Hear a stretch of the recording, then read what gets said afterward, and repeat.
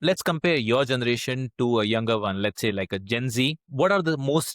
Uh, what are some of the most striking differences you see in how they approach and overcome challenges compared to what you would do? A great question. So I think fundamentally from an environment standpoint, I think we were kind of learning and adapting to things during probably a time of scarcity where the opportunities were lesser, the options of failure were not considered to be great, and we had to make do with whatever was available in terms of whether we are fixing things or fixing ourselves or looking at things differently, right? So from an environment standpoint, but what's changed now is uh, there's a lot of abundance of opportunities and there's a lot of choice now.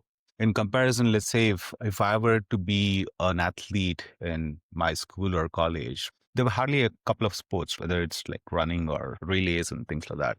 Now, in comparison, now if somebody wants to still be into sports, there are so many avenues which are open in their schools itself, right? Schools nowadays, not just even colleges, they not just have a playground, but they have like a football court. To the latest, what I've heard is some of the colleges even have a golf course Wow. where they can kind of start learning that. So you're so what's happening is now, let's say if I wanted to be into sports in my initial years of formation, I tried running or sprinting. Maybe I was not good at it. Maybe I came third or fourth. Now, there's an opportunity that I can say, okay, maybe let me pick something which is more interesting where I can probably succeed with lesser effort. In comparison, I think the environment earlier was we had only two or three sports. You better had Yes. to do good in one of them to at least get a medal or a certificate. I think that's the environment that's kind of slightly changed the landscape. The second one I would probably say is our pace was more in terms of schedule. You knew your weekends had to be XYZ activities, or your regular school or your college or your initial days of your career used to be like you have a routine in terms of what you can expect.